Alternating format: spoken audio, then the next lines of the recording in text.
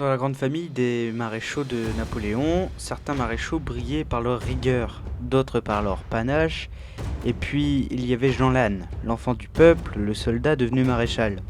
L'homme qui, de simple volontaire, est devenu l'ami le plus cher de Napoléon.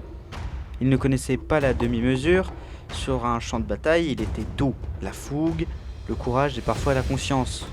Jean Lannes, le héros flamboyant, celui qui avançait toujours même quand la mort était à 2 pas. Alors aujourd'hui on se retrouve pour le 3e numéro des maréchaux d'Empire Glorescent, consacré aujourd'hui au maréchal Lannes.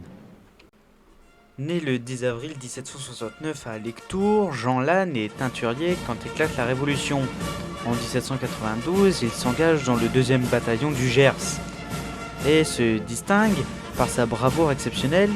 Il est promu capitaine en seulement 1 an. Nous sommes en 1795 et la France entre en guerre contre l'Autriche. Lannes rejoint l'armée d'Italie, à Millesimo et Dego, il se distingue par sa fougue.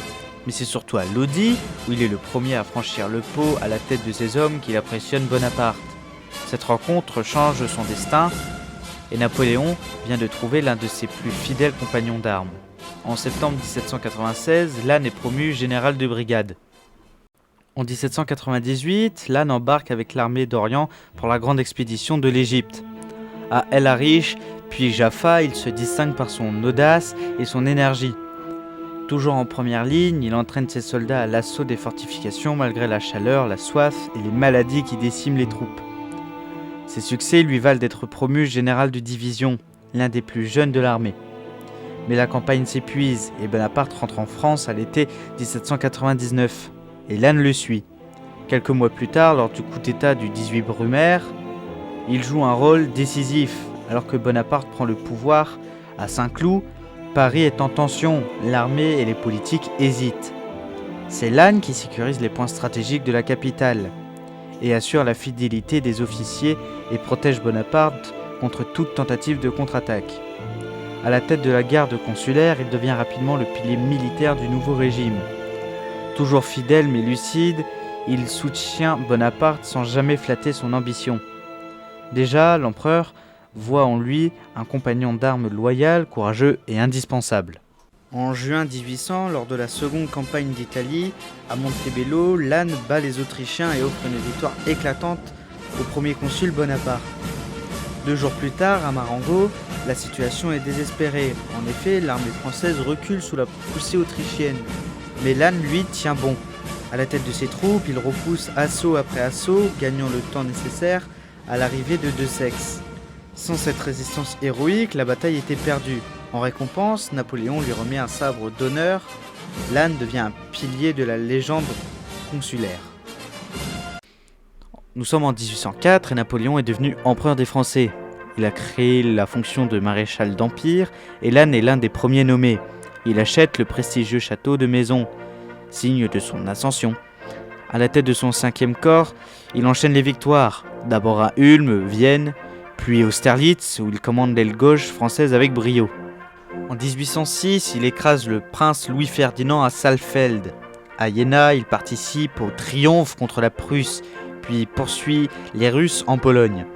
À Pulstuck, puis ensuite à Friedland surtout, il démontre encore sa maîtrise du combat et son sang-froid. Partout, Lannes est à l'avant-garde, toujours au contact de l'ennemi. En 1808, Napoléon le fait duc de Montebello et l'envoie en Espagne. Il écrase les Espagnols à Tudela, puis mène le terrible siège de Saragosse. Malgré la résistance acharnée de la population, Lannes finit par obtenir la capitulation. Et cette victoire le couvre de gloire, mais laisse une trace de dureté dans sa réputation. En 1809, lors de la malheureuse bataille d'Essling, il combat pourtant avec son courage habituel. Mais au crépuscule, son grand ami, le général Pouzet, tombe frappé d'une balle sous ses yeux. Et quelques instants plus tard, un boulet autrichien lui broie la cuisse. Soigné par le célèbre chirurgien Larrey, il est amputé avec une bravoure sans pareille, et il lutte encore 10 jours contre la mort. Napoléon lui rend visite à Ebersdorf. L'empereur en larmes perd non seulement un maréchal, mais aussi l'un de ses plus fidèles amis. Le 31 mai 1809, le maréchal Lannes s'éteint à seulement 40 ans, laissant derrière lui son courage habituel. Napoléon dira de Lannes que c'était le plus brave de tous les hommes. Et c'est le cas.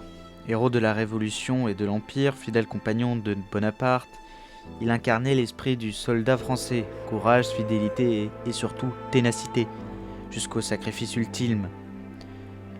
Le maréchal Lannes, né en 1769 et mort en 1809, du teinturier gascon au maréchal d'Empire, frère d'armes de Napoléon, un soldat qui ne calculait pas et qui ne trahissait pas, qui jusqu'à son dernier souffle n'a jamais cessé d'avancer, et l'histoire l'a surnommé le Roland de l'Empire, c'est bien ce qu'il fut, un chevalier moderne tombé en plein galop. Et bien voilà, ce 3e épisode des maréchaux de l'Empire gloire et sang consacré aujourd'hui au maréchal Lannes est terminé. Si elle t'a plu, n'hésite pas à commenter la vidéo, à la liker et à t'abonner. Nous on se retrouve la semaine prochaine pour une nouvelle vidéo. D'ici là, portez-vous bien et on se dit à la prochaine.